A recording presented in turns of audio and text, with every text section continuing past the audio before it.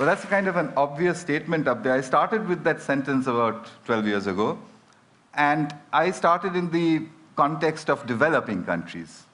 But you're sitting here from every corner of the world, so if you think of a map of your country, I think you'll realize that for every country on earth, you could draw little circles to say these are places where good teachers won't go. On top of that, those are the places from where trouble comes. So we have an ironic problem. Good teachers don't want to go to just those places where they're needed the most.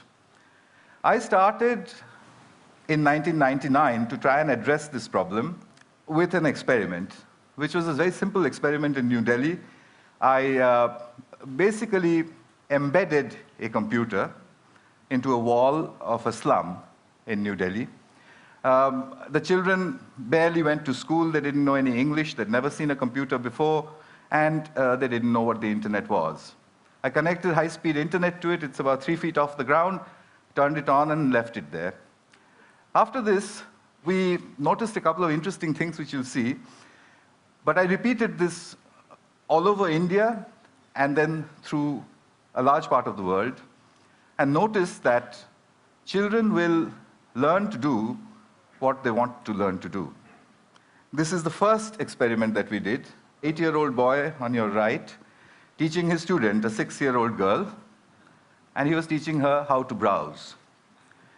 This boy here in the middle of central India, this is in a Rajasthan village where the children recorded their own music and then played it back to each other. And in the process, they enjoyed themselves thoroughly. They did all of this in 4 hours after seeing the computer for the first time. In another South Indian village, these boys here had assembled a video camera and were trying to take the photograph of a bumblebee. They had downloaded it from Disney.com or one of these websites 14 days after putting the computer in their village.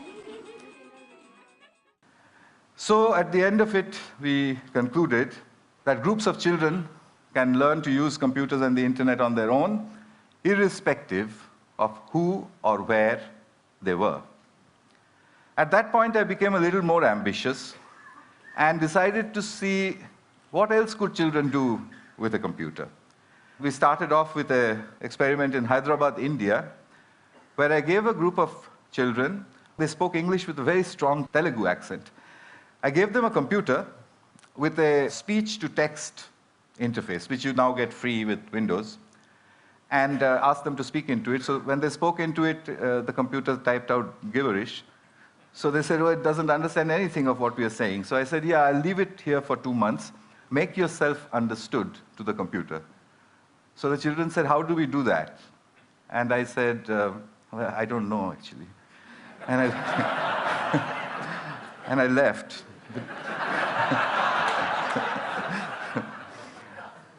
2 months later, and this is now documented in the Information Technology for International Development Journal, their accents had changed and were remarkably close to the neutral British accent in which I had trained the speech-to-text synthesizer. In other words, they were all speaking like James Tooley. So they could do that on their own. After that, I started to experiment with various other things that they might learn to do on their own. I got an interesting phone call once from Colombo, from the late Arthur C. Clarke, who said, I want to see what's going on. And he couldn't travel, so I went over there. He said 2 interesting things. A teacher that can be replaced by a machine should be. The second thing he said was that if children have interest, then education happens. And I was doing that in the field, so every time I would watch it and think of him. Possible. And they can undoubtedly help people because the children very quickly learn to navigate the web and find things which interest them. And when you've got interest, then you have education. I took the experiment to South Africa.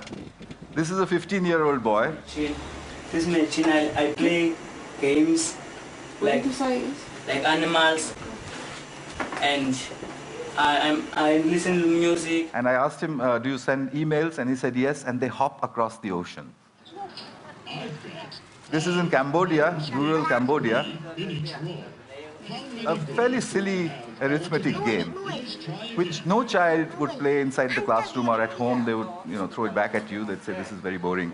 If you leave it on the pavement, and if all the adults go away, then they will show off with each other about what they can do, which is what these children are doing. They're trying to multiply, I think. And all over India, at the end of about 2 years, children were beginning to Google their homework. As a result, the teachers reported tremendous improvements in their English. Rapid improvement in all sorts of things. They said they've become really deep thinkers and so on and so forth. And indeed they had. I mean, if there's stuff on Google, why would you need to stuff it into your head? So at the end of the next 4 years, I decided that groups of children can navigate the internet to achieve educational objectives on their own. At that time, a large amount of money had come into Newcastle University to improve schooling in India. So Newcastle gave me a call. I said, I'll do it from Delhi. They said, there's no way you're going to handle £1 million worth of university money sitting in Delhi. So in 2006, I bought myself a heavy overcoat and moved to Newcastle. I wanted to test the limits of this system. The first experiment I did out of Newcastle was actually done in India, and I set myself an impossible target. Can Tamil-speaking 12-year-old children in a South Indian village teach themselves biotechnology in English on their own? And I thought, I'll test them, they'll get a 0, I'll give them material, I'll come back and test them, they'll get another 0, I'll go back and say, yes, we need teachers for certain things. I called in 26 children, they all came in there, and I told them, look, there's some really difficult stuff on this computer. I wouldn't be surprised if you didn't understand anything. It's all in English, and I'm going. So I left them with it. I came back after 2 months, and the 26 children marched in looking very, very quiet. I said, well, did you look at any of the stuff? They said, yes, we did. Did you understand anything? No, nothing. So I said, well, how long did you practice on it before you decided that you understood nothing? They said, we look at it every day. So I said, for 2 months you were looking at stuff you didn't understand. So a 12-year-old girl raises her hand and says, literally, apart from the fact that improper replication of the DNA molecule causes genetic disease, we've understood nothing else.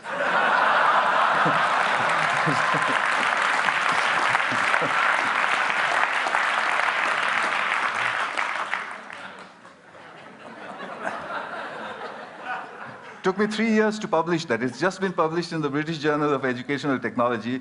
One of the referees who refereed the paper said, it's too good to be true, which was not very nice. Well, one of the girls had taught herself to become the teacher, and that's her over there.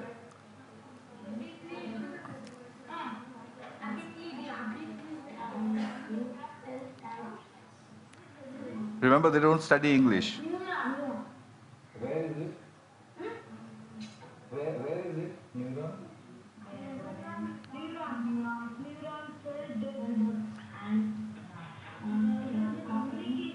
I've edited out the last bit where she said, when I asked where is the neuron, and she says, the neuron, and then she looked and did this.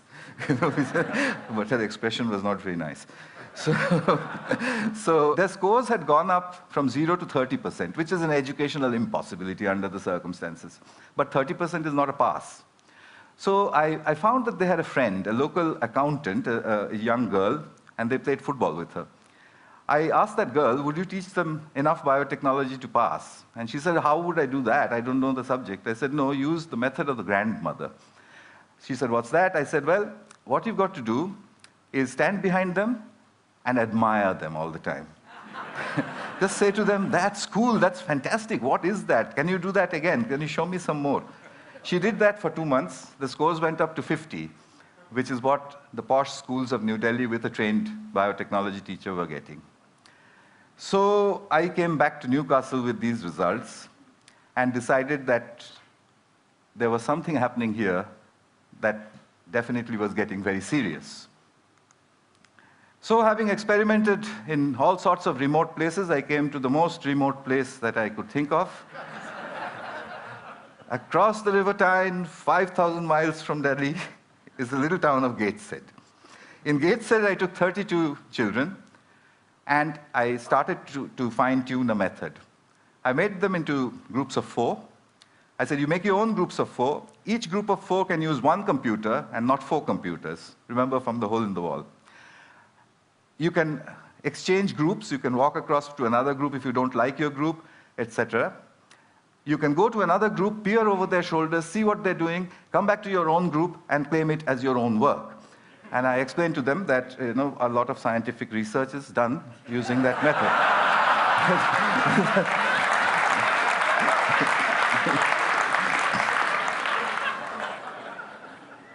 The children enthusiastically got after me to say, now what do you want us to do? I gave them 6 GCSE questions. The first group, the best one, solved everything in 20 minutes. The worst, in 45. They used everything that they knew. News groups, Google, Wikipedia, Ask Jeeves, etc. The teachers said, is this deep learning? I said, well, let's try it. I'll come back after 2 months. We'll give them a paper test, no computers, no talking to each other, etc. The average score when I had done it with the computers and the groups was 76%. When I did the experiment, when I did the test after 2 months, the score was 76%. There was photographic recall inside the children, I suspect because they're discussing with each other. A single child in front of a single computer will not do that. I have further results which are almost unbelievable of scores which go up with time. Because their teachers say that after the session is over, the children continue to Google further. Here in Britain, I put out a call for British grandmothers after my Kupam experiment. Well, with the very vigorous people, British grandmothers, 200 of them volunteered immediately. The deal was that they would give me 1 hour of broadband time sitting at their homes 1 day in a week. So they did that, and over the last 2 years, over 600 hours of instruction has happened over Skype using what my students call the granny cloud. My granny cloud sits over there. I can beam them to whichever school I want to.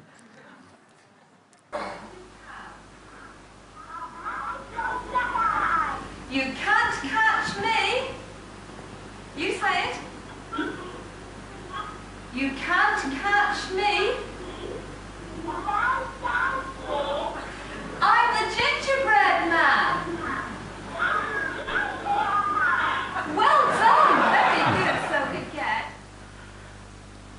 Power of the Supreme. Back in Gateshead, a 10-year-old girl gets into the heart of Hinduism in 15 minutes. Stuff which I don't know anything about. 2 children watch a TED Talk. They wanted to be footballers before. After watching 8 TED Talks, he wants to become Leonardo da Vinci.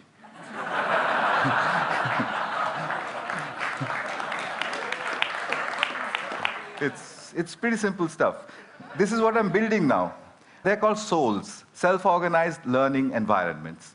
The furniture is designed so that children can sit in front of big, powerful screens, big broadband connections, but in groups. If they want, they can call the granny cloud. This is a soul in Newcastle. The mediator is from Pune, India. So how far can we go? One last little bit and I'll stop. I went to Turin in May. I sent all the teachers away from a group of 10-year-old students. I speak only English, they speak only Italian. So we had no way to communicate. I started writing English questions on the blackboard. The children looked at it and said, what? I said, well, do it. They typed it into Google, translated it into Italian, went back into Italian Google. 15 minutes later,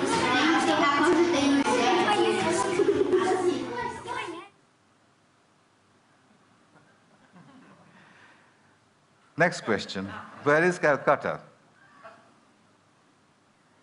This one, they took only 10 minutes.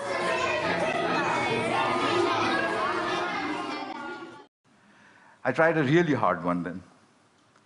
Who was Pythagoras and what did he do? There was silence for a while. Then they said, "You've spelled it wrong. It's Pitagora."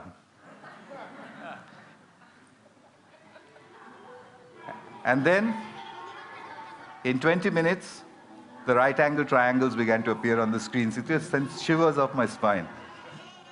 These are 10-year-olds.